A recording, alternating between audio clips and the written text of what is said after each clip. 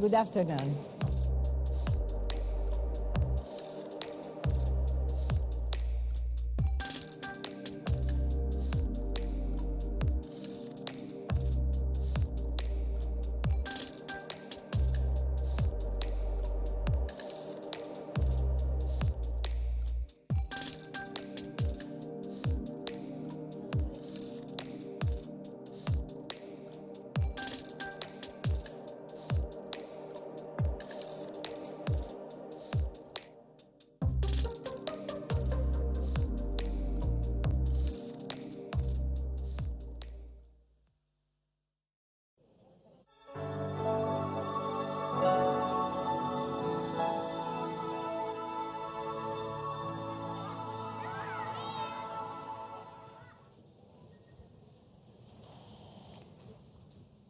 Welcome, good afternoon, all the delegates.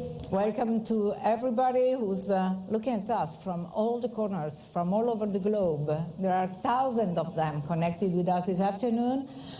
Welcome to the Italian Prime Minister Mario Draghi, accompanied by Deputy Secretary General of United Nations, Amina Mohammed. Welcome in the room. Welcome. Benvenuti.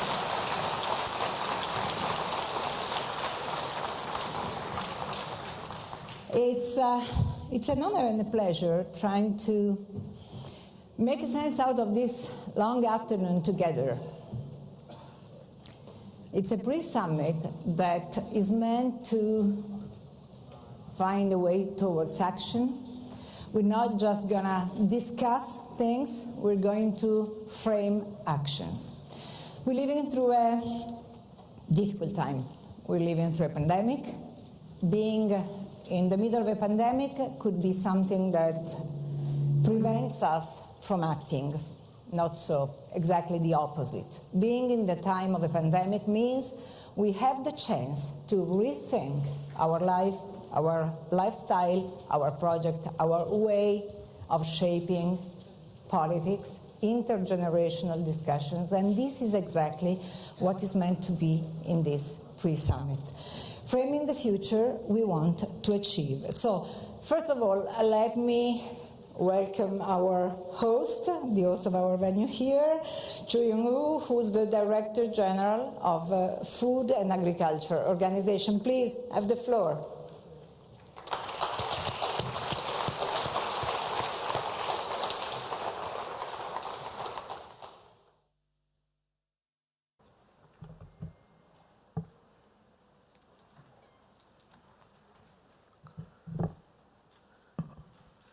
Your Excellencies, dear Professor Draghi, President of the Council of the Ministers, Italy, ladies and gentlemen, good afternoon. I welcome all participants, both present at FAO headquarters in Rome and attend virtually to the UN Food System Pre-Summit. We are at the critical moment in time. Before the pandemic, we already knew that we were off track to achieve the Sustainable Development Goals. Our agro-food systems are not developing properly, and in many parts of the world, their systems were not efficient, inclusive, and sustainable. The pandemic aggravated the situation. The historic task we're facing is clear: defining holistic, coordinated approach to transform our agro-food system, turning the tide, accelerate the progress towards SDGs. To achieve this ambitious transformation, we needed to change policy, mindset, and business model. At FAO, we have implemented a series of fundamental transformative actions over the past 2 years to drive in this change.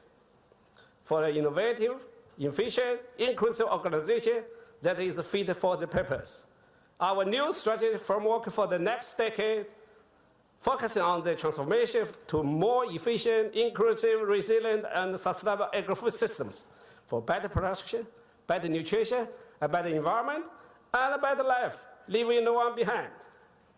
We are translating our aspiration into concrete action through enormous activities and initiatives. FAO's flagship matchmaking hand-in-hand initiatives aims to accelerate agricultural transformation.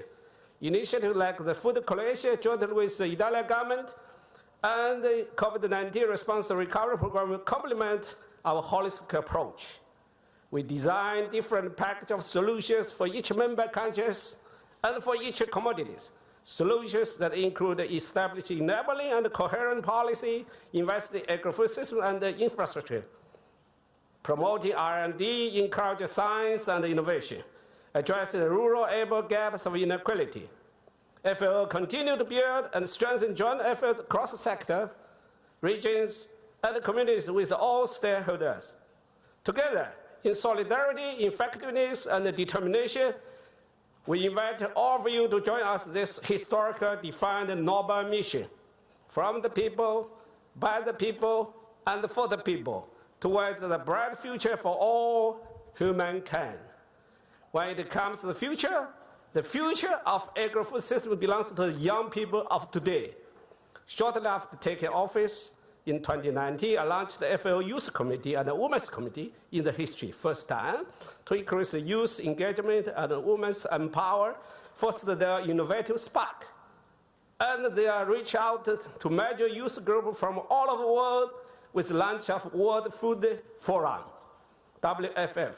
I invite you all to join the WFF first week of October this year. We must seize this opportunity to uplift our youth, taking the world from zero waste first to zero hunger final. Thank you. Thank you very much. Thank you. Thank you, Director General. But let me just say that what is happening these days in Rome, what is happening this afternoon, is not coming out of the blue. It's the result of a long process, of a process that involved many of you in the room, many of those people connecting with us from the globe, and we feel them here and close to us. But this is what pandemic forces us to do, and a long journey that has been an exercise of leadership. But let's use this video to see this journey that will take us all to the summit in New York.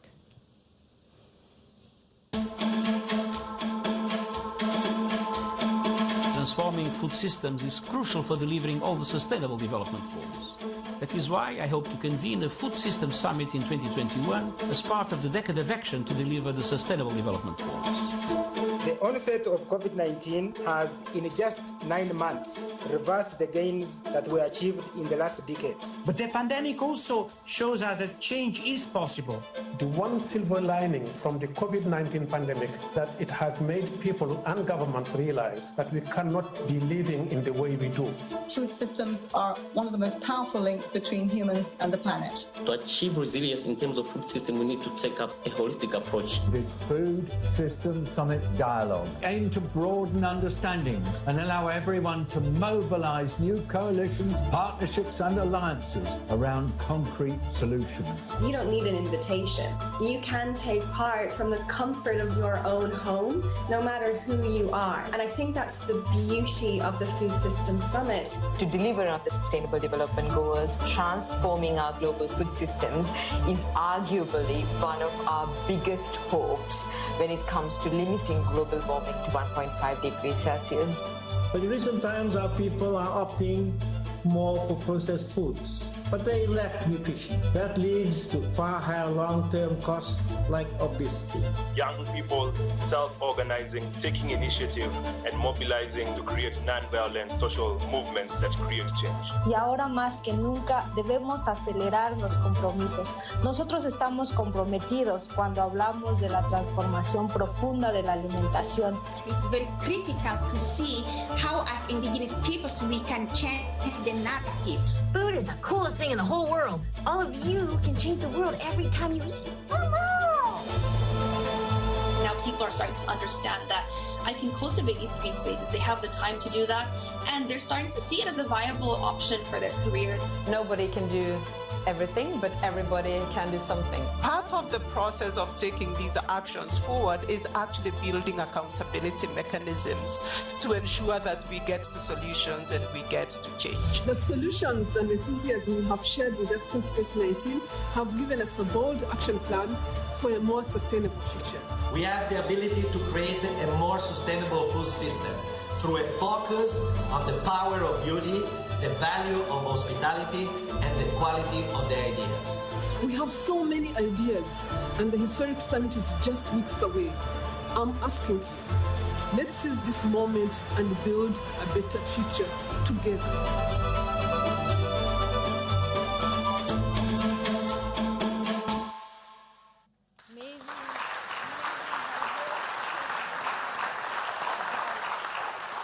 Incredibly a richness of voices, and this is very useful to understand why food, which is a sort of a connective tissue that links people, planet, prosperity, is really our tool to reach a sustainable future. But exactly for this, let me give the floor to the Secretary General of United Nations, Antonio Guterres. Let's listen to his message. Antonio Guterres, His Excellency Mario Draghi, Prime Minister of Italy, Excellencies, distinguished guests, ladies and gentlemen, Fiji is grateful for this opportunity and is happy to participate in this forum to highlight the status of Fiji's food system in response to the triple challenge of meeting food, climate change, and biodiversity goals. Excellency, ladies and gentlemen, food availability in Fiji is generally with me that there was a technical problem on this, but let's wait for the right message. Okay, we will listen to that just afterwards, but it's obvious that one of the key issues here is the future of people and planet. So this is what Secretary General normally reminds us, that what is at stake is what we have to do to get back on track to meet the goals for 2030. If we have the right video, please let me know. If it's not happening, let me just add something different, because in this very moment, the world could ask no other leader than Prime Minister Draghi to set the bar high on what has to be done, especially because Italy has a long record of leadership on food agenda, and Italy in this very moment is playing a key role in G20. So Prime Minister Draghi, please, the floor is yours.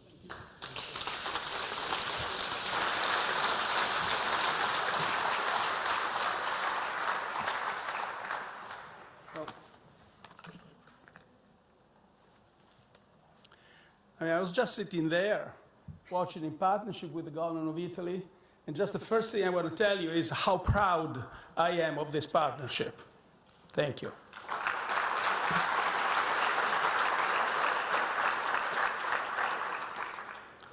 Director General, Deputy Secretary General, colleagues, ladies and gentlemen, it is my pleasure to welcome you in Rome. Secretary General Guterres launched the idea of this summit in October 2019 on World Food Day. He was worried about the many threats to food security, including climate change, infectious diseases, and disruptions to supply chains. The COVID-19 pandemic has made these concerns all the more urgent. The global downturn has pushed millions of people below the poverty line. Uncertain weather conditions and supply disruptions have contributed to soaring food prices. The agricultural commodity price index has increased by 30% compared to January 2020, and it is near the highest level in 8 years. As a result, the plight of malnutrition is spreading. Malnutrition in all its forms has become the leading cause of ill health and death. In 2019, around 690 million people suffered from hunger globally. According to the Food and Agriculture Organization, the pandemic will increase the number of undernourished people by up to 130 million, bringing the total to more than 800 million. The health crisis has led to a food crisis. We've taken commitments to ensure vaccines are available to the world's poorest. We must act just as forcefully in improving access to adequate food supplies. At the end of last year, Italy promoted the Food Coalition here in this room that was joined by more than 40 countries. The coalition has the objective of achieving food security for all, fighting extreme poverty and food insecurity in the wake of the pandemic. We need more funding from governments and development banks to reduce risks for investors in the agricultural sector and improve access to credit, especially for smaller farmers. This is the subject of the Finance in Common Summit that Italy will host in Rome in October. Under the Italian presidency, the G20 has identified the main priorities for improving food security globally. The Matera Declaration, signed last month at the Foreign Affairs Ministers' meeting, thank you, Mr. Di Maio, emphasized the importance of international trade and climate change adaptation policies. Productivity in agriculture is 21% lower than it would be without climate change. The negative impact of changing rainfall patterns, droughts, and floods is likely to grow exponentially unless we adopt appropriate mitigation and adaptation policies. This will be at the heart of COP26 that Italy co-chairs with the United Kingdom. This autumn in Glasgow, we want to reach an ambitious climate deal that includes both rich and emerging economies. And here, for all of you who know about these issues, ambition is the key word. Combating all forms of malnutrition goes hand in hand with preserving traditional diets and food diversity. Nearly 3 billion people around the world do not have access to healthy diets. In sub-Saharan Africa and Southern Asia, almost 60% of the population cannot afford one. We must promote healthy eating habits while preserving traditional food cultures built through the centuries. Con la dichiarazione di Matera, with the Matera Declaration, the G20 has paved the way for the Food Systems Summit of September. This brief summit is the opportunity to transform the way in which we think, we produce, and we consume food globally. I am certain that your proposals will arouse great interest, and I really wish you every success. Thank you.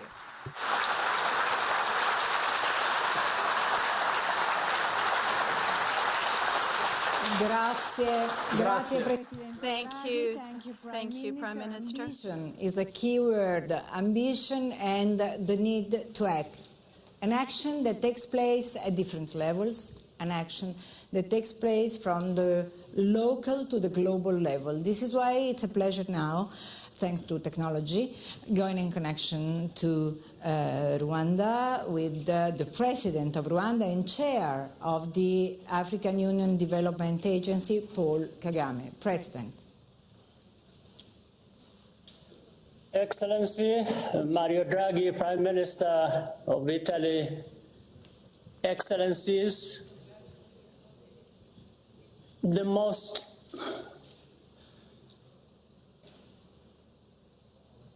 Yes, President Kagame, we can hear you. Please, you can continue your message. We can hear you perfectly. No speech. Point is, can he listen to us? I first wish to commend Secretary General Guterres and Prime Minister Draghi for convening this pre-summit.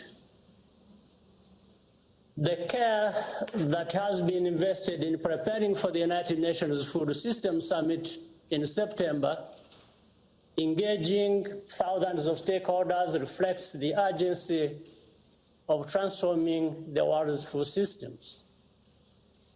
Agriculture and agribusiness, especially in Africa, will drive our attainment of the Sustainable Development Goals. This is especially true as we work to make up for the time lost to the COVID pandemic. Each country and region must chart its own pathway to transformation, but this is also a global challenge that we must address together. In Africa, 70% of the world working age population is employed in the agricultural sector. But our continent's food markets are often fragmented, and links to food processing and value addition services are sometimes lacking. Digital technologies and biotechnology are playing a greater role in African agriculture, but too many farmers do not yet have reliable access. Financial services and products for farmers, including insurance, are generally inadequate.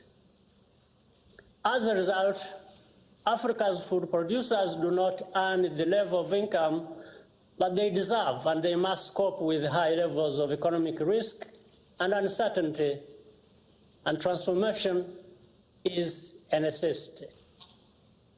This is why the African Union Development Agency, NEPAD, has worked to facilitate an African common position in advance of the Food Systems Summit, in line with the African Union's Agenda 2063 and the SDGs. Africa will pursue solutions in the following priority tracks. 1, adopt nutritious food policies, establish food reserves, and expand school feeding programs. 2, support local markets and food supply chains, invest in agro-processing for healthy foods, and expand trade in food products within Africa. 3, work to increase agricultural financing to 10% of public expenditure with a focus on research, innovation, and environmental sustainability. 4, facilitate stakeholder farmers, encourage cooperatives, and ensure women's access to productive resources. And 5, expand social safety net programs and invest in climate early warning data systems. Accountability for advancing these actions will be integrated into existing continental monitoring mechanisms, including regular reviews under the Comprehensive Africa Agriculture Development Program. At the Food Systems Summit in September, we will begin to roll out new solutions based on this African common position and commit to greater investment in programs that are proven to work. For Africa, the central goal is to halt our continent's over-reliance on food imports, end malnutrition, and create millions of new jobs in the food economy. In doing so, we will strike the right balance between people and the planet. The political commitment generated today is essential for solidifying the global partnerships needed to sustain the success of this historic process. I wish you productive deliberations this week as we work together closely to deliver real results at the summit in September and beyond. I thank you so much for your kind attention. Thank you, President Kagame, and thank you for reminding us that in a continent like Africa, where 75% of people is involved in agriculture, those who take advantage of the food transformation systems are not there most of the time. So this is one of the key issues that we got to address here. But in the meantime, they told me that we have great news because the Secretary General moved back to his original identity, and so we are able to see him in person right now. So let's listen to the message of Secretary General Antonio Guterres. I am pleased to send greetings to this important meeting to prepare for the Food Systems Summit. We are at a pivotal moment. We are seriously off track to achieve the Sustainable Development Goals by 2030. Poverty, income inequality, and high cost of food continue to keep healthy diets out of the reach of some 3 billion people. Climate change and conflict are both consequences and drivers of this catastrophe. Up to 811 million people faced hunger in 2020, as many as 161 million more than in 2019, not least due to the disruption caused by the COVID-19 pandemic. The pandemic, which still assails us, has highlighted the links between inequality, poverty, food, disease, and our planet. Our war against nature includes a food system that generates 1/3 of all greenhouse gas emissions. And the same food system is responsible for up to 80% of biodiversity loss. Yet, there is hope. Since my initial call for this summit, you have responded with energy, ideas, and a willingness to forge new partnerships. At this pre-summit, we can define the scope of our collective ambition and strengthen our efforts to achieve the 17 SDGs by transforming our food systems. I thank you for your work so far in making this both a People's Summit and a Solutions Summit. Your leadership will help set a tone for the decade of action and an equitable and sustainable recovery from COVID-19. I look forward to welcoming you to New York in September, and I thank you. Thanks to the Secretary General. And, we're listening to heads of state, inspiring figures, but there's no doubt that one of the most outspoken and influential figures that urged us to action has been Pope Francis. This is why I'm welcoming Archbishop Paul Richard Gallagher, Secretary for Relations with States of the Vatican and representative of His Holiness Pope Francis. Please, join us on stage.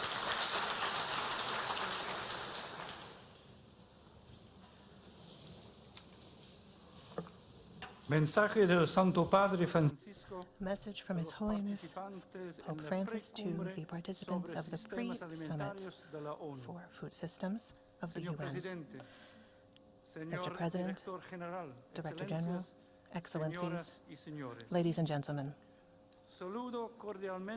I'd like to extend a cordial greeting to all the participants in this important meeting, which once again highlights that one of our greatest current challenges is defeating hunger, food insecurity, and malnutrition in the era of COVID-19. This pandemic has revealed to us the systemic injustice that undermines our unity as a human family. Our poorest brothers and sisters, and the earth, our shared home, that cries out to us because of the harm we have inflicted on her by our irresponsible use and abuse of the goods with which God has endowed her, all call for a radical change. We develop new technologies which allow us to increase the planet's capacity to bear fruit, and yet we continue exploiting nature to the point of rendering it barren, thus increasing the extent not only of external deserts, but also of internal spiritual deserts. We produce enough food for everyone, but many go without their daily bread. This constitutes a genuine scandal, a crime that violates basic human rights.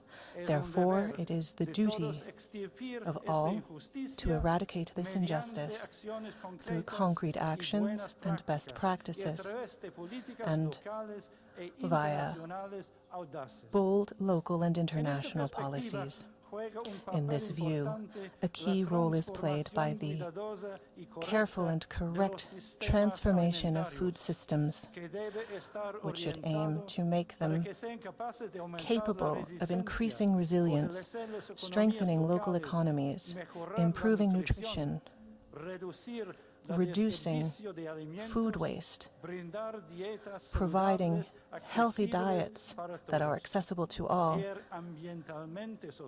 and being environmentally sustainable and respectful of local cultures.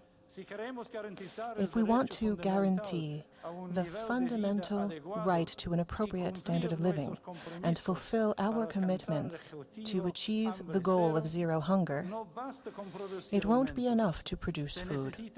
We need a new mentality and a new integrated approach, and we need to design food systems that will protect the earth and keep the dignity of the human being at their heart, that ensures sufficient food at a global level and promote decent work at the local level, and that can feed the world of today without jeopardizing the future.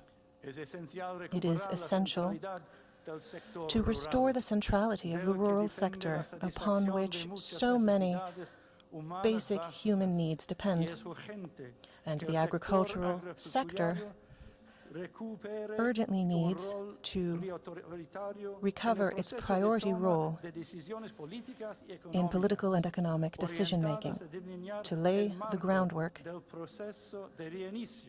for the post-pandemic recovery process which is being built. In this process, smallholders and family farmers must be considered priority players.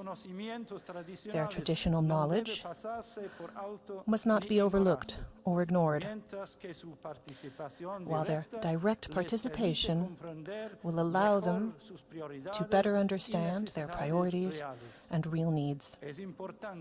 It is important to facilitate smallholder and family farmers' access to necessary services for production, sale, and use of agricultural resources.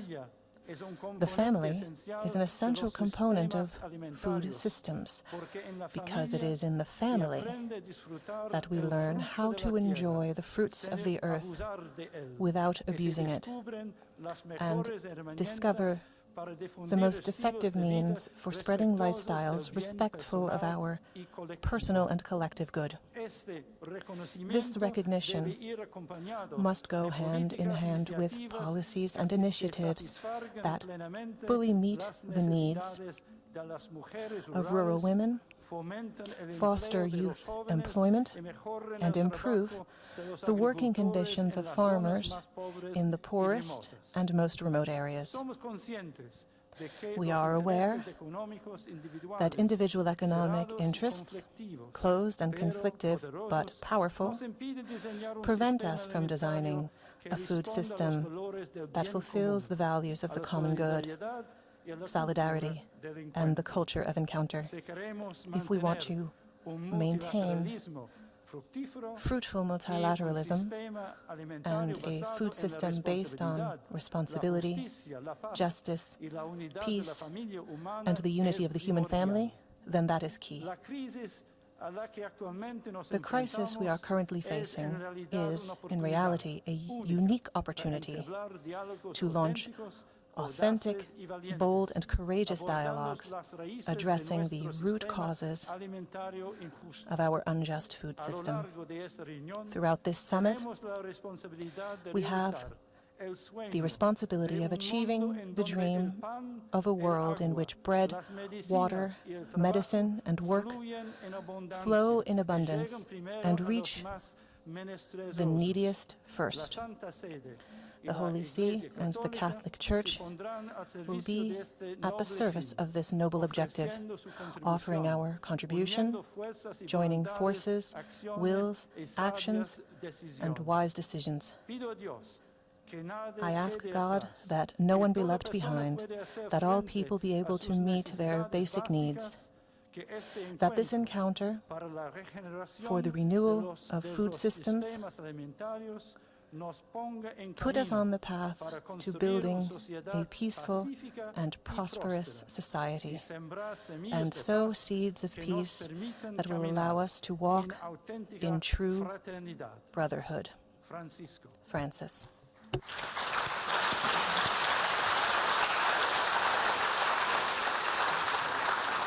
Pope Francis told us clearly what is needed is a new mentality, an integrated approach, because that's the only way to address systemic injustice in the world.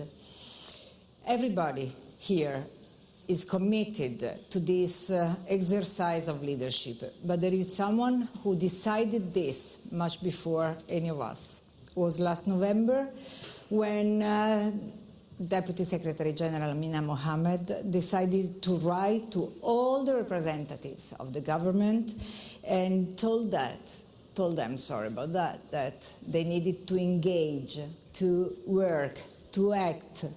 It was time for speaking was over. It was a time for action. This is why I welcome her on stage. Please, floor is yours.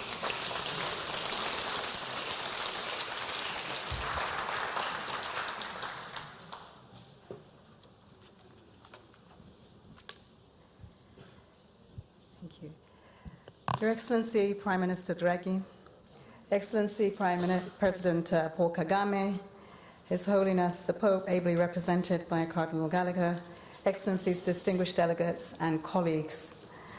Under the able leadership of our host, Prime Minister Draghi, I would like to thank our Italian partners and our hosts for an incredible welcome here to Rome. I'd like to give additional appreciation for the guidance that we've had from Foreign Minister Di Maio. Thank you. My appreciation to the leadership of FAO and to IFAD and to WFP, and especially the colleagues of the United Nations who have worked day and night over the last 2 years to make this happen. But my real appreciation goes to a woman of substance, and that is our Special Envoy, Agnes Kalibata.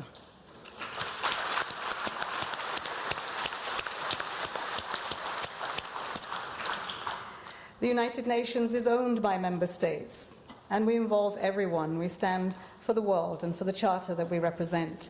And so Agnes walked into the United Nations to help us to guide this process. We know how hard it is within the United Nations family to try to get to everyone with as much consensus as possible, and so we deeply appreciate your leadership over the last 2 years. We have just heard our leaders underscore the importance of this agenda and what the expectations are of this community. We heard Prime Minister Draghi underscore the word ambition. The last 2 years, voices of the indigenous people, of civil society, of business, of our member states here in Rome, in New York, and more especially in our countries, each and every one of them has underscored the importance of action now. In these challenging times, it is this leadership that we need to push that ambition to achieve Agenda 2030. We still remain in the grips of the pandemic that has stolen lives and livelihoods and has contributed to a reversal of the Sustainable Development Goals progress. It has delayed action on many major transitions required to meet our 2030 goals, and this has contributed to the rise in hunger everywhere. Yet, just as I witnessed in a farmer's market supported by Coldiretti here in Rome over the weekend, food has the power to bring us together around solutions and the challenges that we face. The leadership of member states and citizens in all regions is showing us that this agenda can be the tip of the arrow on the path to 2030.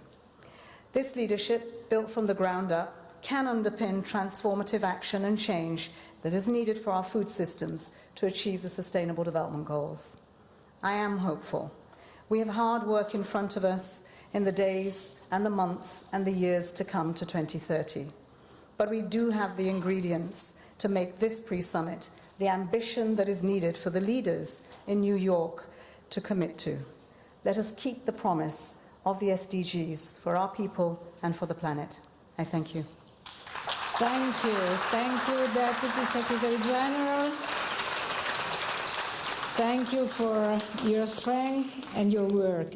Let me thank again Secretary General, all the states of government, all the delegates. There's a lot of work we've got to do ahead. We will be back in a few seconds to discuss all the issues, even with the shareholders and the stakeholders who are able to transform our messages into action. We will be back in a few seconds. Thank you.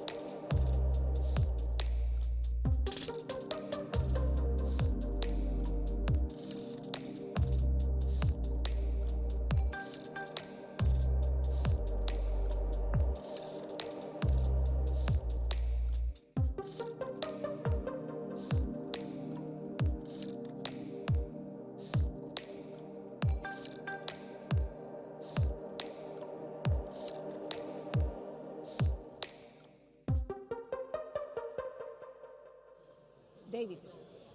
Adam, I'm sorry. I started calling you David from yesterday, so that's fine. Abdul Razak is the one who's online. Okay. Thank you so much.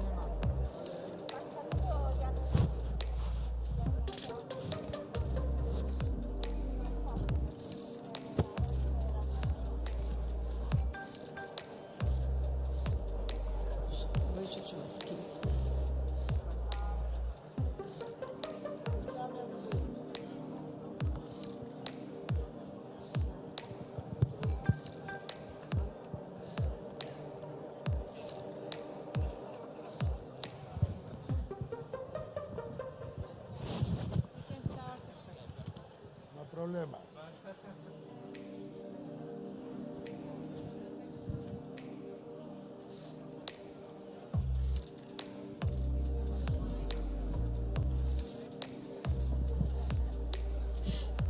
I had a moment in which I said, okay, we got a problem.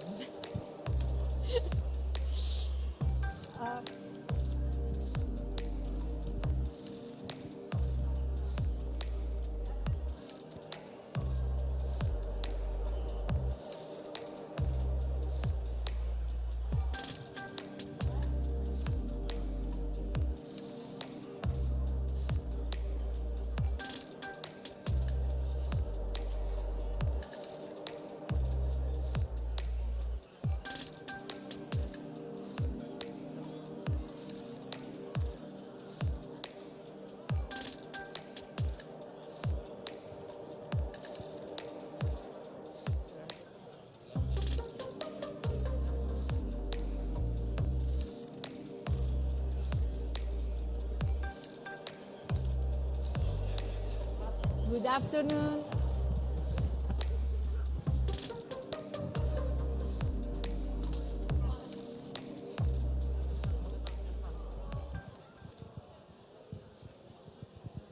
Back again in the plenary hall. Good afternoon again to everybody.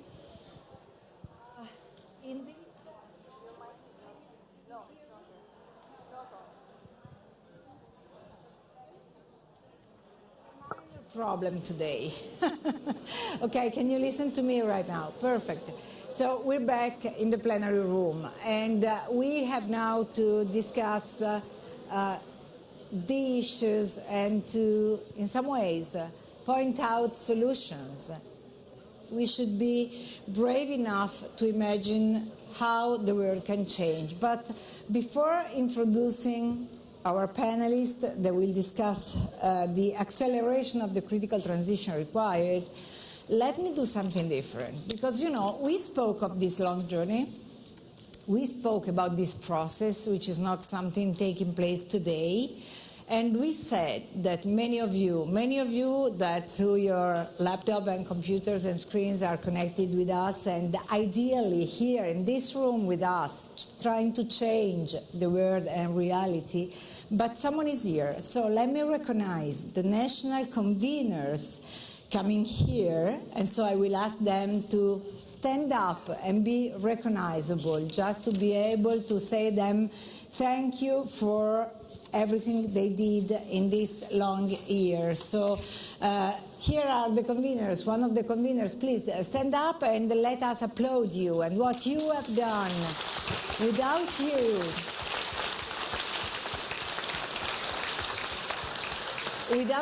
without your energy, without your leadership, this would be one of those many summits in which you just talk and then go back home and everything is exactly the same. Is what you have done this year, you and all those people there that we see in the mega screens that are trying to change reality. But let me introduce our panelists that will help us understand how we can accelerate this transition, how we can make it happen soon. First of all, Julie. Good afternoon. Julie Shilombo. She's Assistant Coordinator for the Management of External Resources and Project Monitoring and Evaluation of the Presidency of the Democratic Republic of Congo. Welcome on stage. We have in virtual connection with us, Muhammad Abdul Razak, who's Minister of Agriculture of Bangladesh. I hope he can hear us. Here we go. Minister, welcome to our plenary room. Close to me, we have Mrs. Leah Tadesse, who's Minister of Health in Ethiopia. Minister, welcome this afternoon here.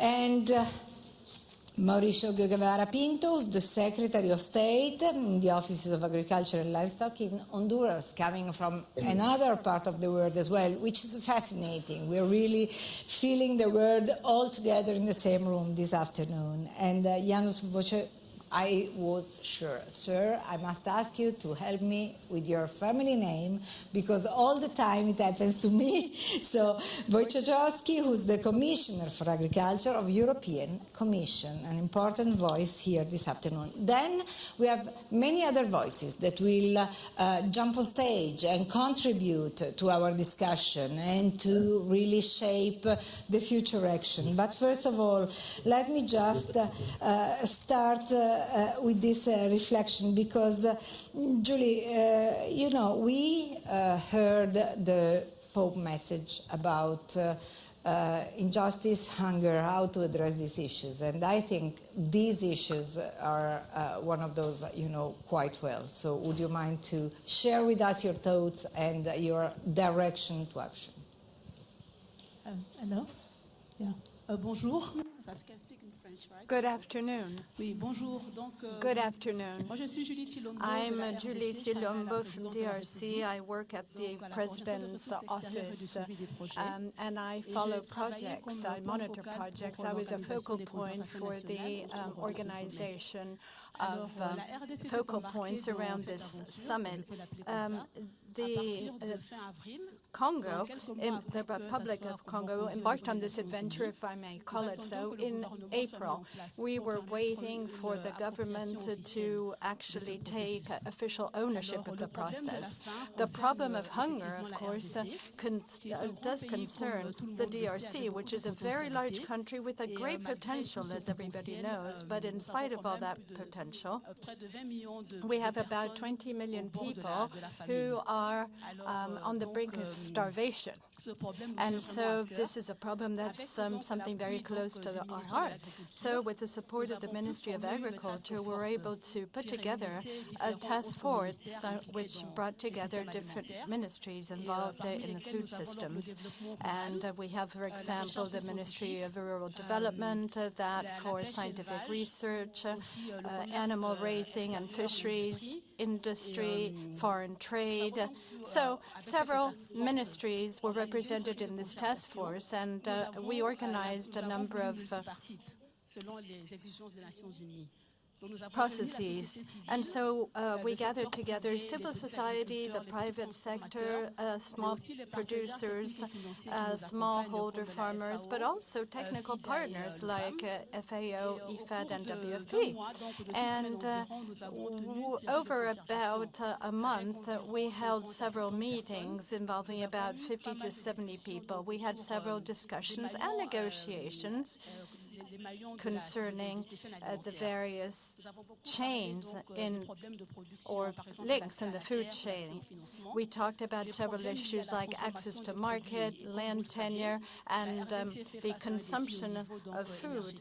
And as you probably know, DRC has an energy challenge right now, so we really did talk about the problem of distributing foodstuffs and commodities around the physical facilities established in the country. We have great challenges when it comes to infrastructure, of course, and transportation. We also talked about consumption, nutrition, and the disposal of the different waste that is produced along the value chain. Now, of course, we focused on governance, and we readily understood that although people might be in good faith, and as President Kagame said, in DRC, also 70% of our population is involved in agriculture. That's what their livelihoods are based on. But in spite of that, the challenge is at the level of infrastructure, and that falls within the realm of public authority. So here, governance really plays a huge role in the challenge of sustainability and food systems in DRC.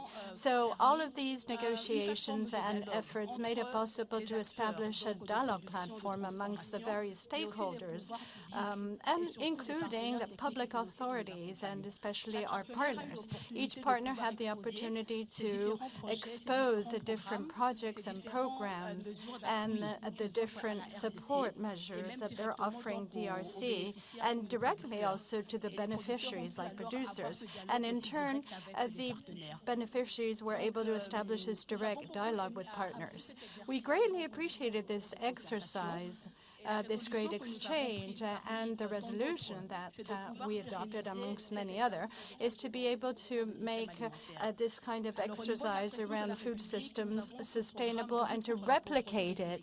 Now, we have a special program to combat inequalities, and that was embraced by our President. Is one of his priorities, and the task force that we established is going to be able to integrate this program within their endeavors so that we can have a roadmap which is really feasible. So we really would like to take this opportunity to thank the UN and all the organizers that enabled the DRC to be part of this.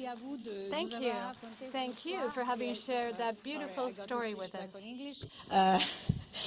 Thanks for telling us your story, because one of the most important things here is the possibility to exchange experiences and to learn lesson one from the other. And this is a great lesson that can be shared and can maybe improve and convince someone else to take action on this. But exactly for this, let me go to Bangladesh, because the Minister of Agriculture can share with us his experience and can share with us their vision and what they are doing to address this kind of problems, especially looking at hunger, poverty, and their relation to environment, because that's another chapter of the story, how these two things can be addressed together in a sustainable way. Minister.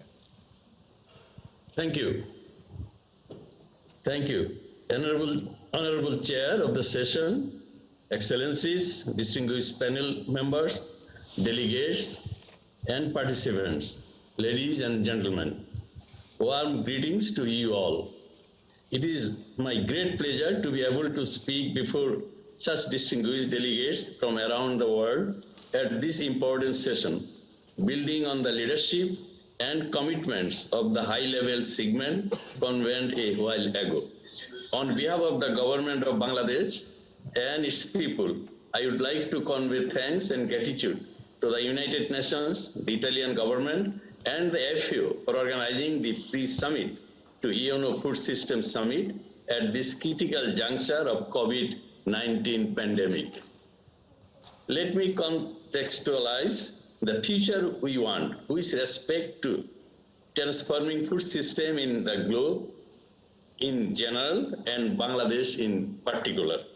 This would definitely remind us of the goals and targets of SDG 2 on zero hunger, its targets and subsequent policies and strategies and action of a country in question to achieve those. The outcome level targets related to nutrition security are prevalence of undernourished based on a calorie threshold set by FAO, prevalence of under 5 children stunting and wasting, and the perception-based food insecurity in experience scale. There are ostensibly related to agricultural production and productivity when it comes to supply and availability of and access to diverse food. More specifically, doubling the productivity per unit labor, doubling income of the bottom 40% of the farm households, ensuring safe food and sustainable agriculture in economic, environmental, and socio-economic terms, strengthening research, etc., are some of the critical issues that calls for deeper discussion. In view of Bangladesh, agriculture has always been an important engine of overall economic growth of the country because a majority of our population is dependent on agriculture and allied activities, and the sector has driven rural development and poverty reduction in our country. Agriculture growth increased from 2% per annum in the 1980s to 3.5% in the 2010s. The sector contributes about 13% of GDP and provides about 40% of employment. Over time, the yield of major agricultural product has increased substantially. From only 1.7 ton per hectare in 1991, the paddy yield increased per annum to over 4 million ton in 2020. The yields of major crops have also significantly increased. Food grain production increased from only 10 million metric ton in 1971 to over 41 million metric ton in 2020, that's now. Bangladesh is self-sufficient in rice, the staple food of the people. Climate resilient crop varieties are also being developed. Now the question is whether the present trend would suffice to achieve the SDG target that I have mentioned. If not, what would be investment level in business as usual scenario? Where from the money would come? Government, private sector, and development partners? At what proportion? The critical transformation in food system that will be required to achieve the 2030 agenda would therefore call for shift subsistence to commercialized, modern, resilient, safe, efficient food value chain with windows for reduced post-harvest food and nutrient losses, and definitely embarked on a nutrition-sensitive and diverse agriculture. Look, this have to happen amid significant risks and challenges, including effects of climate change that are demonstrated through land degradation, salinity intrusion, extreme temperature, both water shortage in dry season and abundance during rainy season, and continued natural disaster with higher intensity would necessitate further research and innovation. Population growth and urbanization are both continuing at pace, and they are changing food supply chain, private sector involvement, household food consumption patterns, and land use and environmental hazards. Ensuring food safety across the food chain, even though progress has been made to create a necessary legislation, enabling policies, regulatory environment, and institution under the purview of Safe Food Act of 2013, GAP, Good Agriculture Practice, and One Health policies and protocols. COVID-19 impacts that necessitated strengthening programs and projects for Build Back Better, like provision of input support, including expanding mechanization in each stage to change farmers' adaptive capacities and sustain crop productivity in Bangladesh. Crop diversification that would require free-up lands from rice possible through multiplying rice yields and increase crop intensity to the extent it is detrimental to the soil health. Migrating agriculture labor to be addressed through technologies that would significantly mechanize the process and bring down the need for labor while ensuring the sustenance of the food production. Investment of agro-processing and mechanization to minimize losses, create employment, and to invigorate rural non-farm sector in support of agriculture. So, the pathways are not straightforward, as we have to see. Interest of marginal and small farmers and also women folk having constraints of economy of scale, poor and low-income consumer having limited purchasing power, etc., including the political economy of it. In most cases, the policymakers need to look through the trade-offs between and across options. Nonetheless, our future food system needs to focus on balanced nutrition, safe food, etc., through adoption of GAP and further increase in agriculture diversification while maintaining food security through improvements in farm productivity, supply of inputs, price support, water supply, farm credit, and marketing support. Agriculture exports need to be promoted to increase farm income and employment, facilitating research and innovation, attracting youth in agro-processing, mechanization and value addition venture, along with the adoption of precision agriculture, would require a huge investment flows, partnership and coalition within domestic stakeholders and within developing countries would add to the efforts of national government in this regard. Sure. I stop here and look forward to hearing from the rest of the panelists. Thank you, ladies and gentlemen. Thank you so much, Minister. Thanks for addressing all these different aspects that are involved here. But as I was telling you at the beginning, we're going to have some reflection from the room. And we have here the privilege of having with us Gerd Müller, who's the Minister of Development of Germany. And I think, yeah, you can take your mic out there because Gerd Müller has a particular focus on struggling to get to zero hunger. So this is why I will ask him to drop into the conversation right now. I think you can speak from your mic out there. Thank you so much. Yes. Thank you. Ladies and gentlemen, now we know the causes for hunger. We talked about this. We have heard Mr. Beasley. And now, what's about the solutions? The solutions Let me tell you 5 priorities for action. 5 priorities. First, a world without hunger must be the top priority on the international agenda. We need the political will in politics, business, and society. It must be the top priority. Second, we need to double, because of the current situation, David Beasley spoke about this. That must be a signal from this meeting. We need to double the current volume of emergency relief and close the financing gap of the WFP. That is a scandal. 8 billion financial gap. And we need an additional 40 billion per year by 2030 to eradicate hunger. Third, we must beat COVID-19 together. That's very important, even for food crisis, for hunger. And therefore, we need global access to vaccines for all. It is a scandal. 3% of the Africans, the developing countries, do have access to vaccine. That is unacceptable.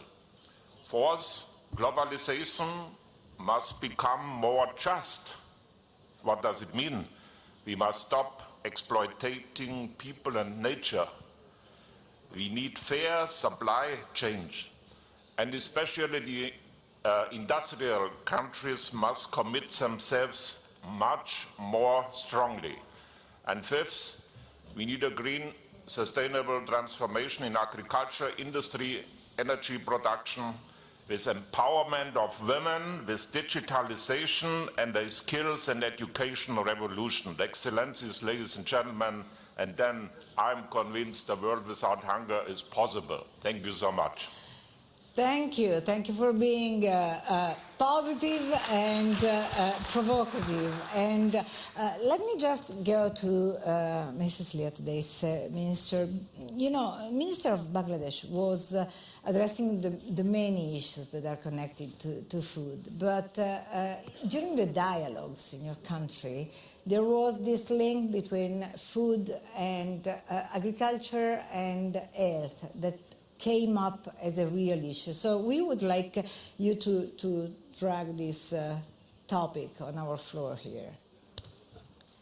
Thank you very much, Session Chair. It's really a pleasure to be here in this joint forces that's trying to address this huge global issue, which is really an urgent issue for all of us. Indeed, undernutrition with poor diet, very low diet diversity, and low access to nutrient-dense foods is one of our biggest challenges as a country in Ethiopia.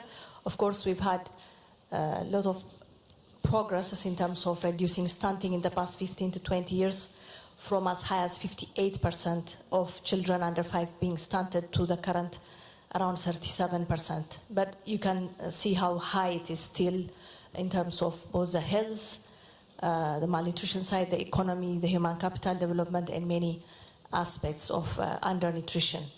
So it has been one of high priority agenda for the government for the past years, and there are food and nutrition policy and interrelated implementing strategies, as well as a unique program that we have, we call Sakota Declaration, that was launched around 4 years ago with a high-level government commitment to end stunting was there, which was a joint effort by different government sectors. But when this process of the food system transformation plan was initiated, this came as a huge opportunity for us in terms of accelerating those efforts and bringing really new insights, but also bringing key stakeholders who were not at the table in our previous initiatives. So when this process of the Ethiopian food system transformation process started, we, of course, established the Conveners, which is the Minister of Agriculture, who's also in the room, and myself as the Minister of Health as co-conveners, but we engaged the different sectors, the intersectors, because there are several sectors who have been working in trying to address nutrition and undernutrition in the country. So both at national and subnational level, but also different stakeholders, civil society, academia, universities, international NGOs, the UN partners, and very importantly, the private sector, including SMEs and small farm holders and key private sector stakeholders. And I'm emphasizing this because many of our previous initiatives, that was not strong. So this was really key in the transformation we want to bring, both in the whole cycle of the food system, from production, preparation, dissemination, up to consumption of diverse foods. The private sector and the civil society has really a strong role. So with this, we started the process. We've had roundtables and a series of national dialogues, each with different objectives, starting from identifying what is the current state of food system in Ethiopia, and then defining what are the game changer interventions that are needed now to move forward, to bring the transformation we need. So of course, with all those stakeholders together, we initially came up with around 83 interventions. So prioritization and refining this was another process. We finally came down to 22 refined game-changing interventions, which we recently launched with a position paper as a country. So the process was really insightful in terms of showing those interrelationships, integration of what each actor can do, because initially one of the challenges we faced, of course, was each sector would like to focus their own areas, but bringing us all together and looking at the food system as a framework, not in silos, but as a framework, so that we can really bring the change that we want. So with that process now, we are now moving towards redefining the roadmap and the activities for the key interventions, and of course, the resources, which is really the key issue here. Thank you. Thank you. Thank you very much, Minister, for reminding us that there is this intersection between different aspects and inside society, which takes us back to the beginning of our conversation when we were stating this idea that food is like a connective tissue. We can see this connectivity through society and through people in different domains. This is why I would like to, according to the conversation, the Secretary of State for Agriculture and Livestock of Honduras, because here the connection between food, nutrition, health is at the center of the stage. Sí, muchas gracias. Thank you very much. I would like to thank the government of Italy, and I'd like to thank all the members and the FAO team for the extraordinary work that they have done to ensure that all the members of the delegations who wanted to be present physically in the FAO were able to do so. This meeting has been organized with great success. Certainly, the issue of food security is linked with many aspects, particularly in our region in Central America, where we are members of the CAC, which is the Council of Ministers of Central America. This includes Dominican Republic and Mexico. And in that forum, we have addressed issues that are recurrent in the different countries. The difference is that my country, Honduras, is one of the most vulnerable countries to climate change. This is a topic that we have been addressing over the past 15 years. It's something we've addressed through different initiatives, because if we don't change, nothing changes. We need to be creative and apply technology in order to increase our productivity with our traditional producers and to make sure the population has access to food. The year of COVID is one in which I think no country was prepared. No country was prepared for COVID-19, and in that very same year, we experienced 2 hurricanes 15 days apart. And this further increased the severity of food insecurity, and of course it impacted the economy of our country. Our producers did not have purchasing power because the cities were being shut down, and so of course there were problems in terms of production and income. The same applies to exports and family farming. Our government has been working all along the chain to provide, for example, financing at low interest rates. We're working to be inclusive, not only in terms of private banks, but also creating financing programs for producers who cannot access private banking financing. We're also making technical assistance a main priority. We are working to make sure that productivity and productive technology is being provided along with technical support for these smallholders. And we consider them to be real heroes, and they have helped us through the pandemic and the hurricanes we experienced. And thank God we did have the political support of the President of the Republic, and we had programs to carry out that transformation from traditional agriculture to more technical agriculture with protected areas, biological protection, pest control, reducing the use of pesticides, and of course regaining access to markets. Bringing the food from the field to the table of each citizen has been one of our main priorities in the government of President Hernandez. And of course, with this initiative of the Secretary General of the United Nations and with the holding of the summit, the Food Systems Summit, we have had different meetings with various stakeholders: youth, civil society, indigenous leaders, women, the private sector, academia, which is very important. And we've also seen the problem of generational turnover, where young people no longer want to participate in agriculture. Their parents have helped their children go to university, and then we see this concern about the potential abandonment of farms. We are trying to incentivize domestic production. We have another problem, which is the free trade agreements, which means that we are competing, despite tariffs, with countries, developed countries that subsidize agriculture, and we, as a developing country, can't be competitive in that arena. So we have had to be creative, seeking alternatives, not only growing traditional crops, so yes for subsistence and yes for crop rotation, but trying to also address the issue of pesticides and plant diseases.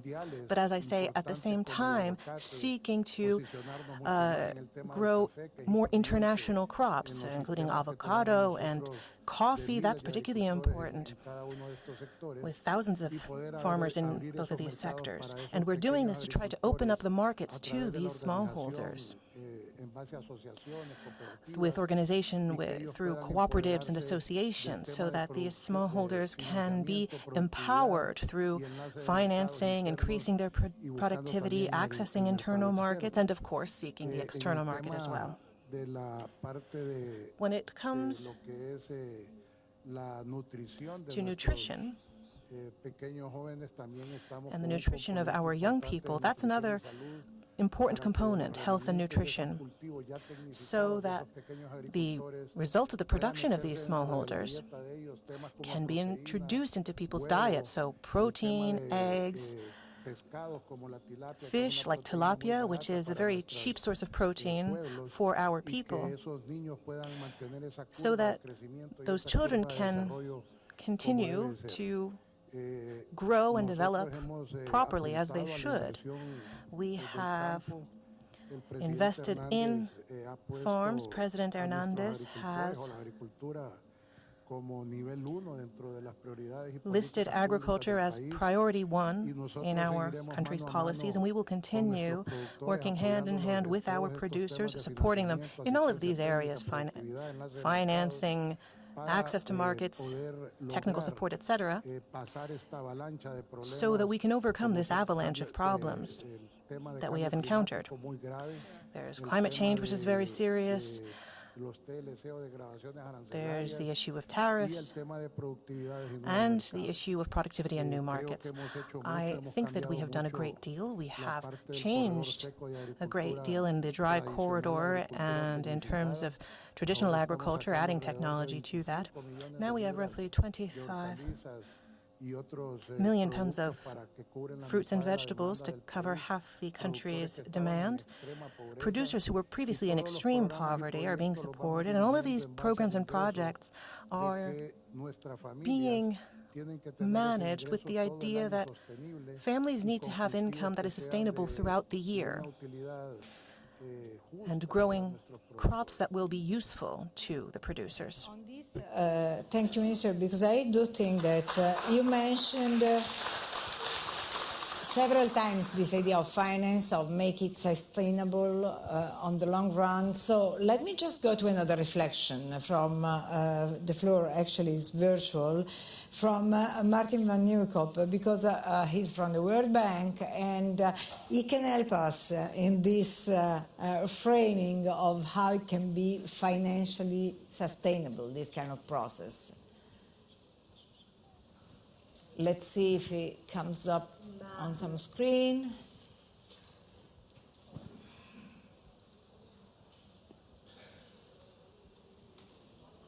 Martin? No. There's a problem in the connection. Yes, okay. Pero le puedo apoyar con ese tema. Yes, but I can continue in that topic. He is a friend, and it's a very important topic in terms of financing and private banks. It's quite difficult to start addressing something that is not going to be able to answer. So, no, let's wait for a second. If any connection comes up, we're going to discuss that later on. But, okay, here is, because I couldn't see that now. Martin, can you hear us? Okay, so can you hear me? Because I couldn't. Now that's fine. Now that's fine. Great. I couldn't mute myself, so I hope I. Okay, very good. Well, thanks very much, Monica, and greetings to all. And it's a very pleasure to be on this important panel today. And of course, a very important question that you posed on the financing, the food systems transition.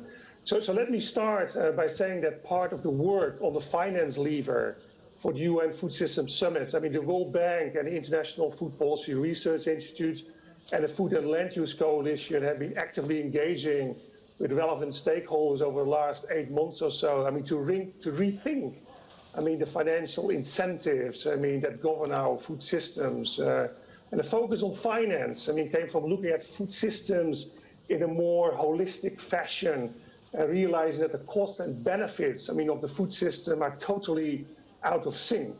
I mean, by some accounts, I mean, the hidden cost of the current food and land use systems, so it measured in things like malnutrition and obesity, welfare losses, I mean, deforestation, pollution, now amount to about $12 trillion per year. And this is more, I mean, than the market value of the food systems that is estimated at $10 trillion per year. So the food system is generating huge hidden costs. I mean, what's particularly frustrating, we think, is that these costly negative outcomes can be avoided. I mean, the food system is off track. I mean, despite deliberate policy choices, robust public and private investments, and sizable consumer spending. And the question then is, as you said, Monica, how can we put in place clear incentives, I mean, towards healthier outcomes for people, the planet, and the economy? And how do we use financing as a lever, I mean, to reduce negative costs and enhance the benefits associated with farming and food? Now, of course, the solutions are many, and we've heard already quite a few.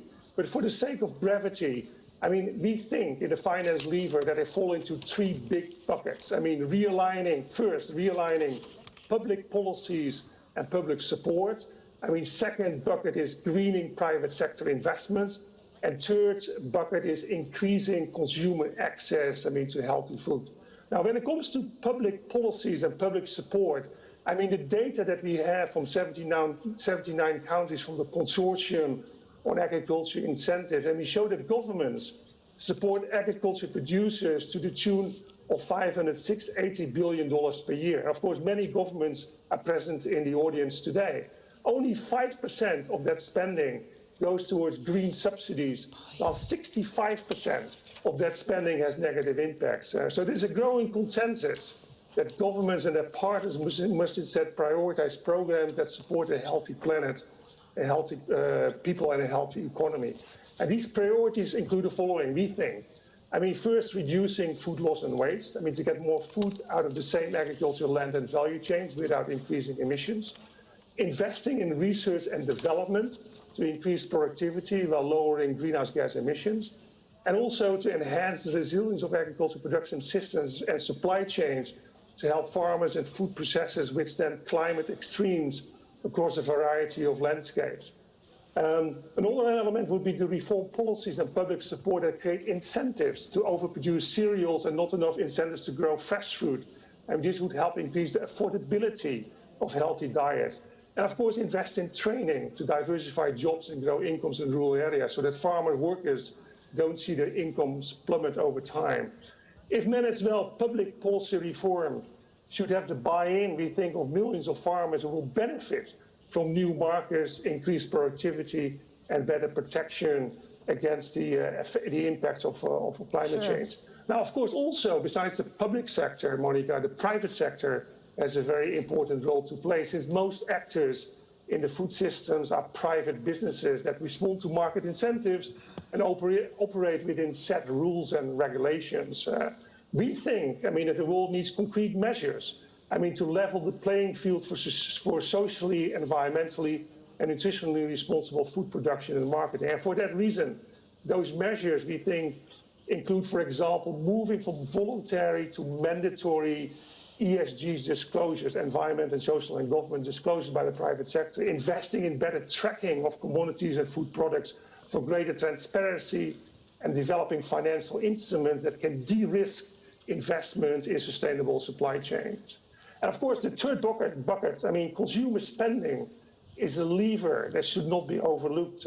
Consumer spending on food accounts for about 12 to 15% of global GDP. Global GDP, $87 trillion per year.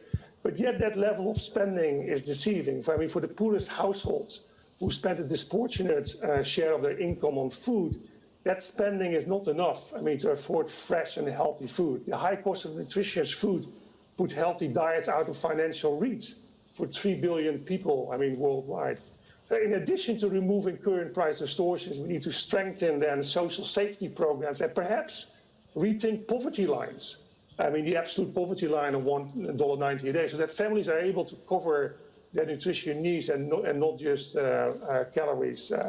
From where I'm sitting, the World Bank, and the World Bank is extremely committed, to working with countries and partners to move financial solutions forward to support healthy people, a healthy planet, and a healthy economy. And let me finish, Monica, by mentioning that tomorrow, the Finance Lever team is organizing a session on better finance, better food, how to scale finance for sustainable food systems. And for those interested, this session will provide a further deep dive on financing food systems transformation. Thank you, and back to you, Monica. Thank you so much, because really you could point out and help us pointing out how important is also the systemic approach to this. And this is why I'm staring at Commissioner Wojciechowski for Agriculture, because what Europe is doing in this moment could be key. And the Green New Deal in some ways could be a great tool for change. But is that happening?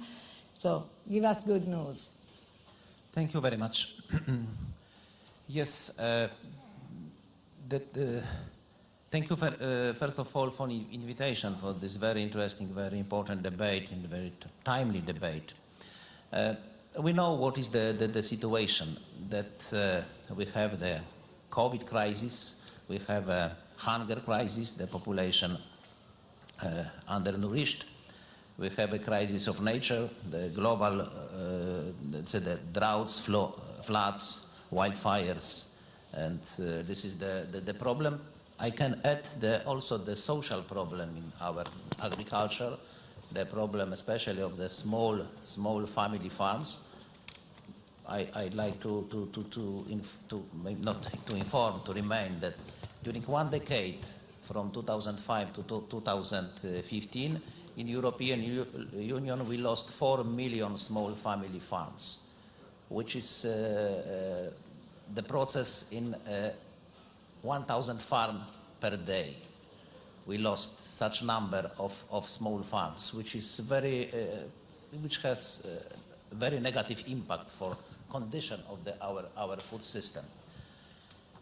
We can observe that such the phenomena. This is, I think, on the global level. We could hear very important words of the Pope Francis. I'd like to remember also the important words of the Pope John Paul II. Sometimes we discuss about our challenges in food system as a political issue, left, right, liberals, conservatives, but this is it's worthy to know to remain the words.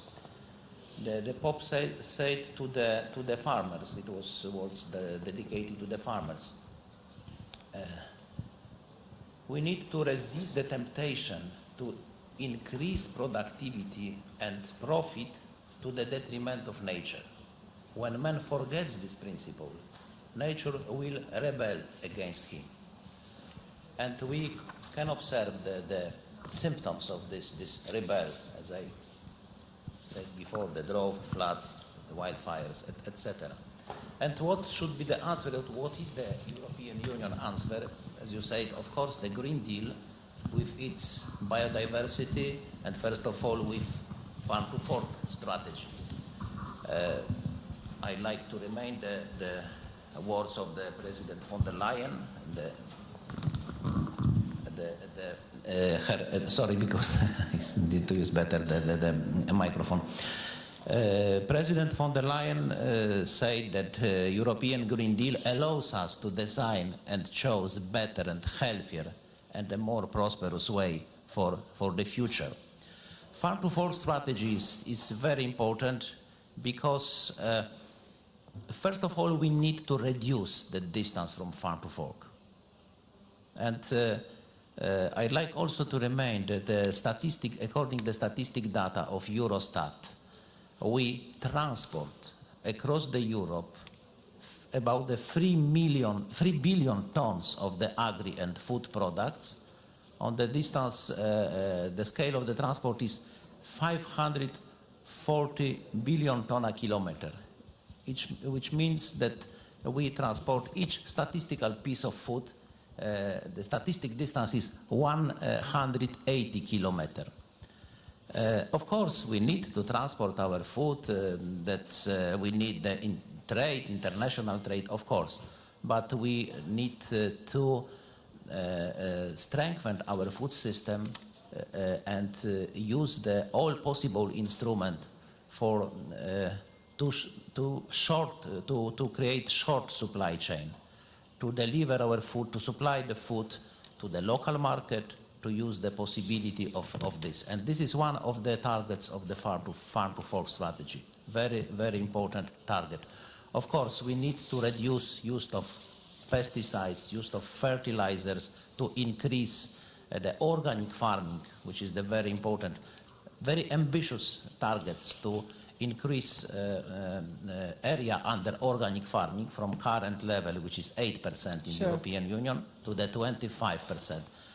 This is the chance. This is the chance also to increase the food security, because we can observe many farms in European Union for which this is only one option, to be organic or to be not able in the competition in the massive intensive production. We need to remember that, that agriculture is not industry. The agricultural land is not factory. Animals are not machines. This is the reason that we need to make our agriculture policy, our agriculture more friendly for the environment, for the climate, for the environment, for the animal welfare, and also our agriculture policy more friendly for our farmers. Thank you.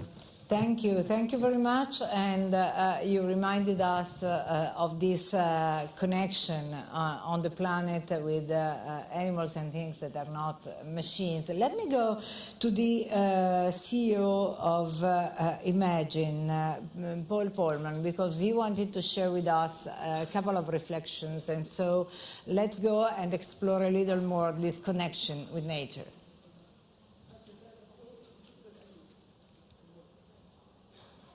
Yeah, sorry, before I started, I wanted to thank as well the Secretary General and Amina, the Deputy Secretary General, and Rome, obviously, for hosting it. But above all, with all the work we've done, I want to thank Agnes for her tireless efforts here.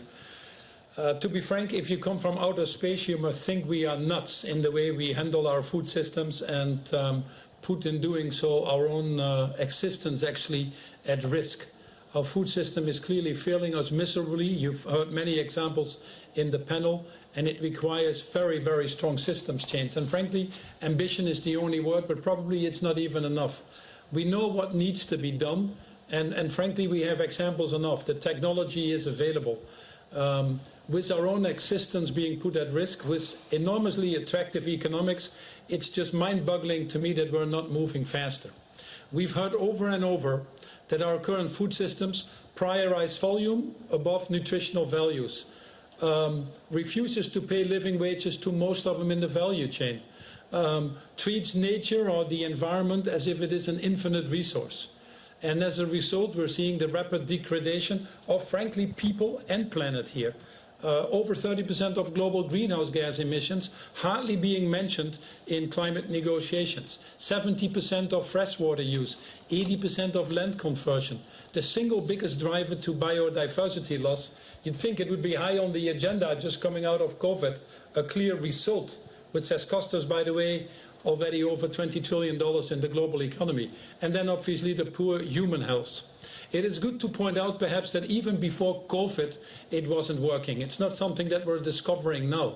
It is impossible to achieve the Paris agreements on climate or the Sustainable Development Goals if we don't drastically change the food system.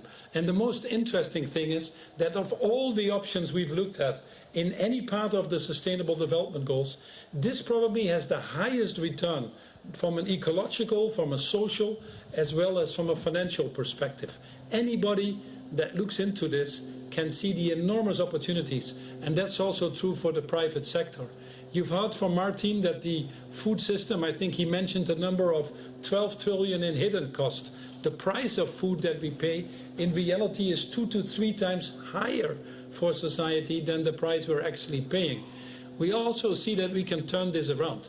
With a relatively small investment, believe it or not, of $300 to $400 billion, an amount that we're not having sleepless nights about anymore in today's world, we can turn it into a $4 to $5 trillion positive economic force, and frankly save trillions of dollars in damages to people and planet. So what is missing here? I think the only thing is missing, frankly, is human willpower. It requires courage to move at speed. And my simple question is, do we really care? Because none of these issues that are being rehashed on the panel over and over, I knew. They were on the panel last year, the year before, 5 years ago and 10 years ago. It requires us, frankly, to look at the whole system of food and look at food systems productivity versus the narrow look of agricultural productivity. It requires us to integrate biodiversity into agriculture. You know, with the 300 to 400 billion investment, just to be very simple and to be very quick, we can actually double our agricultural productivity and halve the resource input. We can repurpose the 500 to 700 million perverse subsidies that are still in the system. We can strengthen resilience and lower the risk, especially once more for the more vulnerable people. And we can obviously ensure that we have the financial flow going in, the $3 to $4 trillion a year that is needed. I hope that the food summit that we will have in September has at least the courage now for once to come up with bold targets on health and nutrition. How do we eliminate hunger for the 800 million people in this world, or half the number of people that suffer from unhealthy diets? How can we work on economic recovery and prosperity, create at least 100 million decent jobs in the value chain? And how can we reverse climate change and obviously work on the regenerative part of agriculture? We have well overshoot our planetary boundaries. Circular economy packages are not enough. We need to think regenerative in restoring nature, in moving to regenerative agriculture and carbon capture, in shifting to a more plant-based diet, as you have heard. Absolutely. For that, we need to have the courage at least to have all the countries submit, in my opinion, the country food system pathways. Just like we're doing on climate, what are we doing on food by country? And then review it together at least every 2 or 3 years, not only to look at the progress we've made, but hopefully set new targets, increase ambitions, accelerate actions, and most importantly, for once at least, as we talk about humanity, hold ourselves accountable for the commitments. What Agnes has done, in my opinion, is create a movement of food entrepreneurs, of activists, of citizens. They are ready to take actions to get a high-performing and equitable food system once and for all. This is a once-in-a-generation opportunity, and I think the race is on. No the race doubt is on it's for a one-in-a-generation nature-positive, net zero, resilient food systems that once and for all are allowing us to stay healthy, be obviously abundant and feed the world, and most importantly, be equitable. If we miss this opportunity, we miss mankind. Thank you very much. And really sorry to interrupt, but really time is running fast, and we got a few voices to collect. It's really, really late. So you were addressing courage, and there's someone who has a lot of courage, and it's Ugratna Siristava, because she's connecting with us from the center of India, and he's one of those people of the youth constituency, which is a key part of our discussion here, because everything we said is connected to creating a future for younger generations. So your reflections, please. Thank you, Madam Moderator. I hope you can see me. I'm right here, actually, not in India. They told me you were virtual instead. You're here, and we're so happy to have you with us. Dear Deputy Secretary General, Special Envoy on Food Systems, Member States, youth delegates, and stakeholders. I'm Ugratna from India, part of the UNFSS Champions Group, an elected focal point of the Children and Youth Constituency to UN Environment Programme, and it's an honor to speak here. Around 10 youth delegates are participating in person here, and hundreds of our colleagues are joining virtually. The summit has a unique model of youth co-leadership, where youth are leading action tracks as vice chairs, engaged in the Champions Network, and various self-organized working groups. We hope that the future high-level UN meetings, and there will be many, build upon such models. For children and youth of the world, food systems transformation is a matter of justice between generations and people. Those that are already vulnerable, young people from island states, indigenous youth, feel the worst impact of the crisis and have least access to decision making.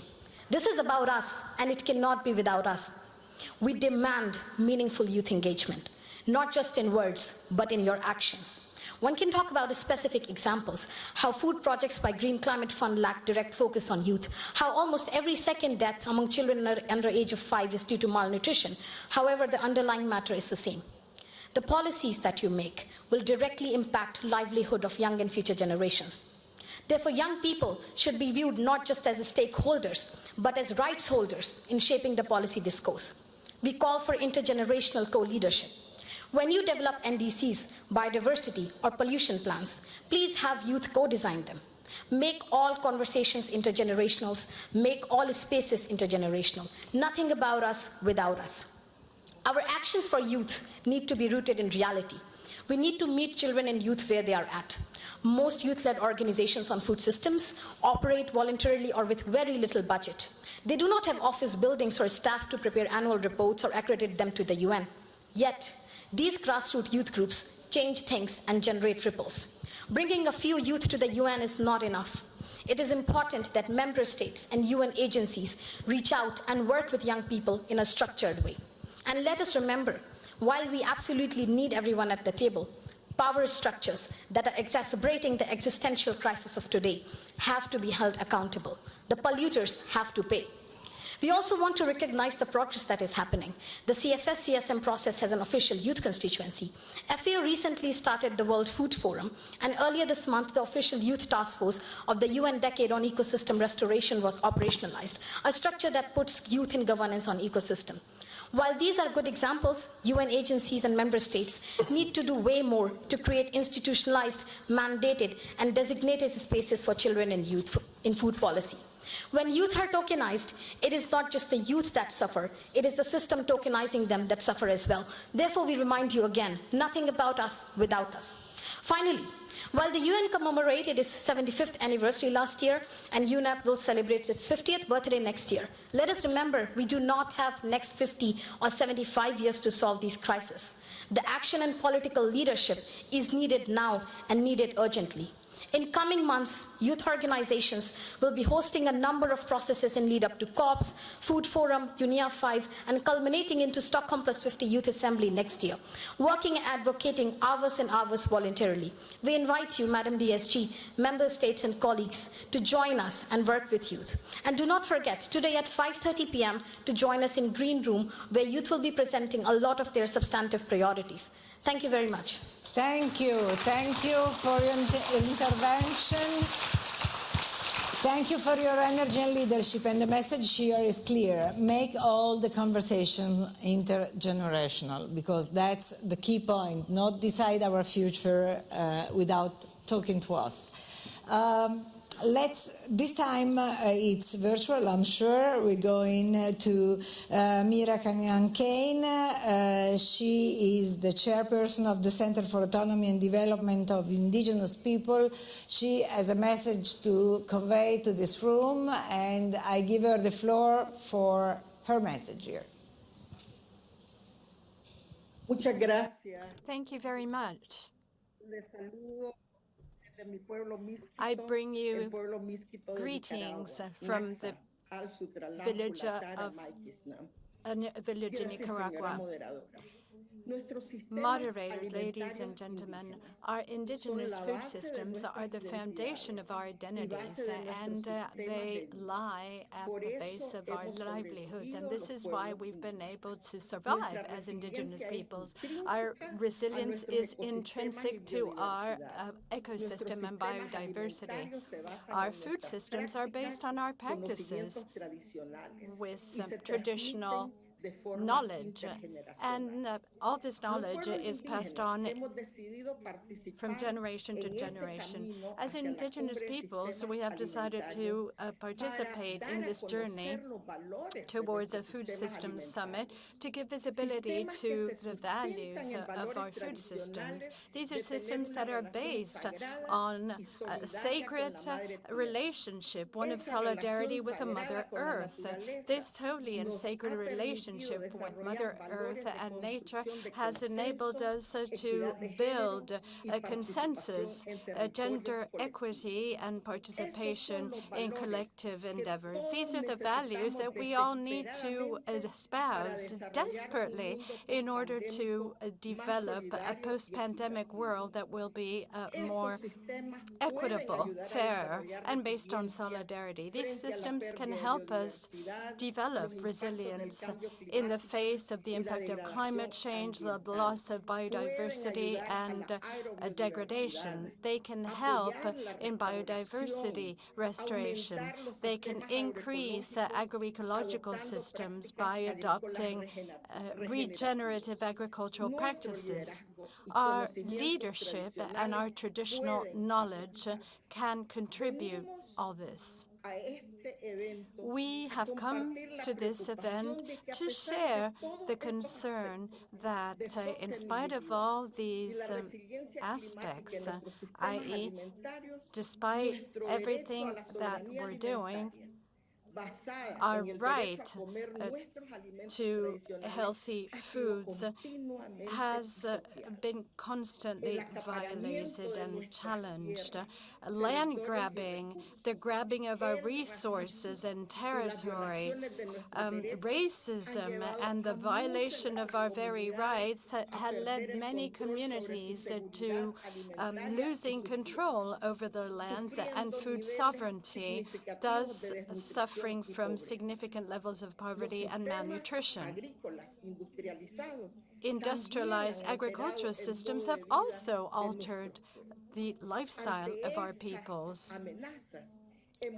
Before these threats, we have worked right by the side of Agnes, the Special Envoy, FAO, and IFAD, and we have developed a series of recommendations that are the result of over 30 global and independent dialogues in the 7 sociocultural regions of the world. We have worked to develop a document with FAO, which is beginning an interscientific dialogue with the scientific committee. And we've also developed a survey in which we tried to reflect the point of view of almost 4 million indigenous peoples of all regions of the world. And it is for this reason that at this pre-summit we would like to propose that if we advocate for our food systems, for food security, then what we need to do is to work together. We need to work together with our respective governments, and we need to work together with the UN agencies according to a mechanism that will cover and protect the traditional food systems of indigenous peoples. We want our traditional knowledge and our traditions to be respected. We want to have the capacity to innovate and to create together knowledge that will help us to work towards sustainable systems. We also need that in every fora, our rights are respected as established in the UN Declaration on the Rights of Indigenous Peoples, especially the right to our land, the right to resources, and the right to government, which is a necessary condition in order for all the other rights to be fulfilled. So we encourage you to work together with us so that the Zero Hunger Fund has a special trust fund component that will be administered by indigenous peoples. And we commit to monitoring together all of the results and outcomes that will issue from this summit process. We are completely in agreement when it comes to the establishment of a platform that will monitor the situation every couple of years, as well as a mechanism that will make it possible to interact, especially with the Rome-based UN agencies. We want to be part of the solution, provided that everyone respect our contributions and provided that we are fully included in decision-making processes at all levels. We are aware of the fact that if we do not make significant and radical changes now, our survival, together with that of everybody else, is at stake.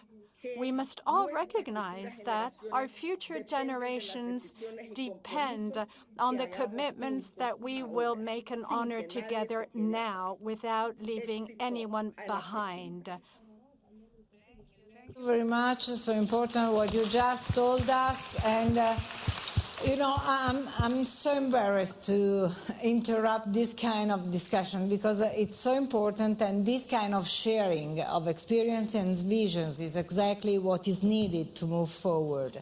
But let me just ask Jeffrey Sachs to help me in this reflection, because now the key point here is also what the government leadership can do. And so I'm going to ask him, who's a well-known advisor, to point out what can be done now in terms of leadership. Thank you very much. What we've been hearing is how the system actually works right now. And I want to emphasize we have a world food system. It's based on large multinational companies. It's based on private profits. It's based on a very, very low measure of international transfers to help poor people, sometimes none at all. It's based on extreme irresponsibility of powerful countries with regard to the environment. And it's based on a radical denial of rights of poor people, as we just heard. It's interesting, we heard from the Minister of DRC, what's wrong with your country?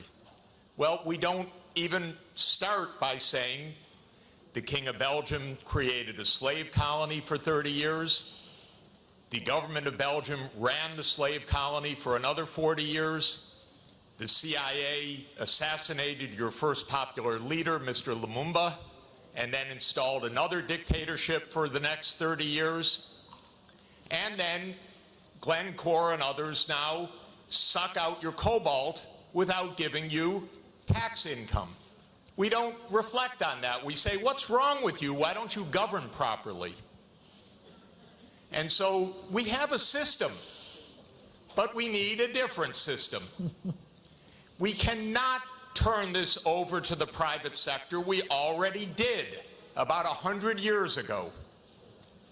Not only to the private sector with the U.S. military behind it, with the defense of these property rights in the Minister of Honduras's country, where United Fruit ran the country for a long time. And their attorney was the foreign minister of the United States, Secretary Dulles, and his brother was the head of the CIA, and overthrew the next door neighbor, Mr. Arbenz, to make sure that United Fruit could have its property. So we have a system, but we need a different system. And the different system has to be based on principles of human dignity in the Universal Declaration, principles of sovereignty, principles of economic rights, because these are not nice things to do. In 1948, all the government said that food is a right, social protection is a right, not a nice thing, not a pleasant thing, a right. That was 73 years ago. The SDGs are nothing more than our generation's attempt to honor the Universal Declaration of Human Rights. I come from a country that not only doesn't care about the world's poor, it doesn't even care about its own poor. 1 in 7 Americans is hungry right now. And they don't care. I mean, the poor people care, but one political party, all it cares about is cutting taxes for the rich and filibustering any solution. So we're in a world that's really tough. The private sector's not going to solve this problem. I'm sorry to say to all of the private sector leaders, behave, pay your taxes, follow the rules. That's what you should do.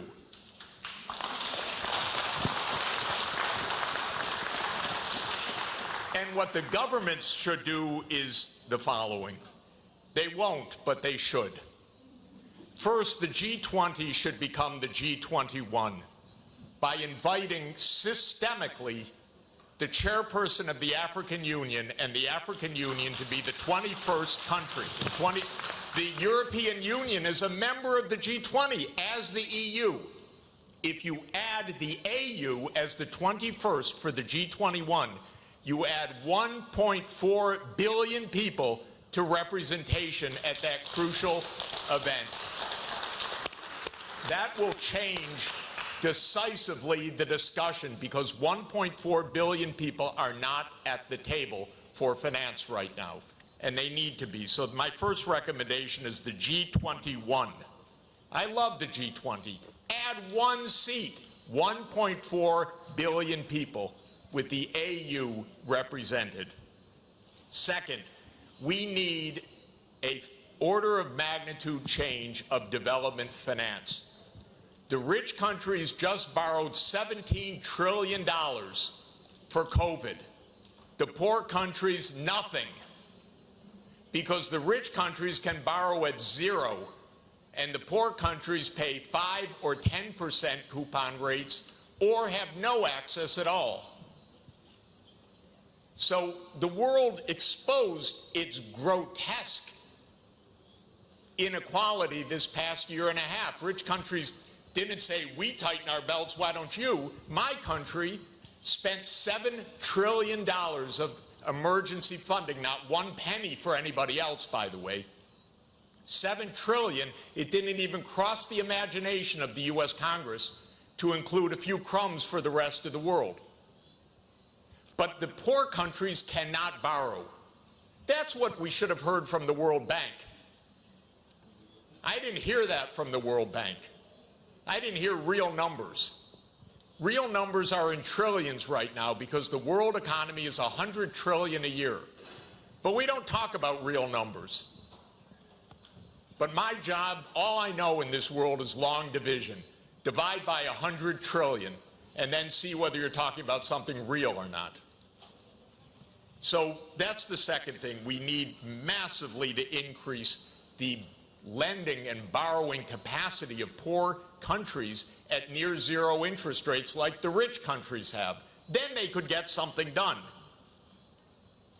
By the way, for COVID vaccines, what we really need is for the United States to sit down with China, with Russia, with the European Union and the UK one day around the table and allocate these vaccines rather than hoarding them. That's all it would take. And then we're going to have national pathways. This is a wonderful idea, but they're going to need financing. And so everything that I've been saying, I know the numbers. That's all I do for 40 years is add up what's missing. You want electricity? It has to be purchased. You want digital access? It has to be purchased. You want safe water irrigation? It has to be purchased. This is what I do for a living, is add up these numbers and then find out that then somebody makes up something and names 1/100th of what's really needed. It's not even hard. By the way, the IMF has done wonderful studies in the last 2 years showing that we have a financing gap of about $400 to $500 billion a year for the basics for the SDGs.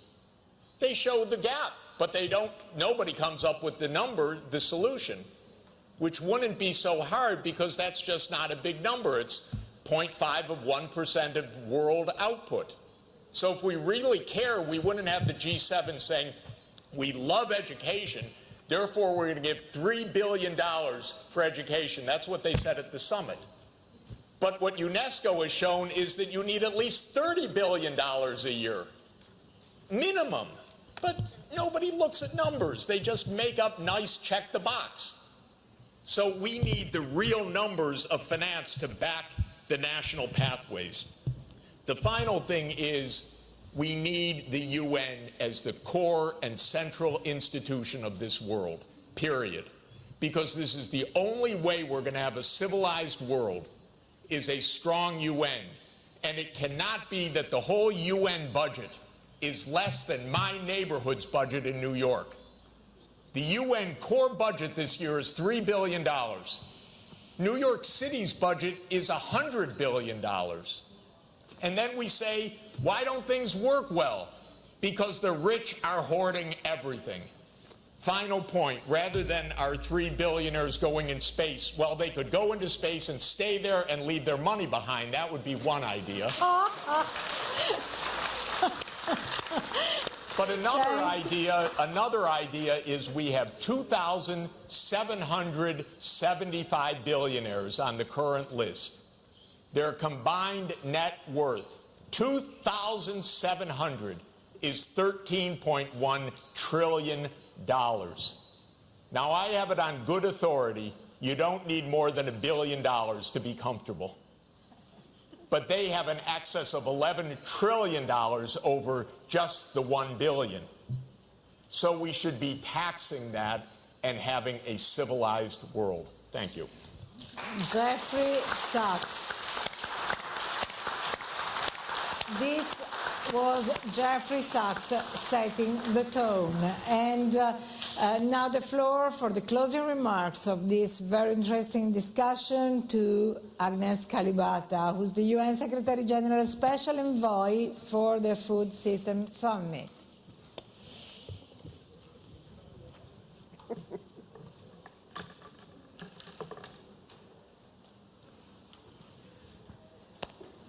This has been very exciting. How do I get to talk after Jeff, after such energy without pulling you all down?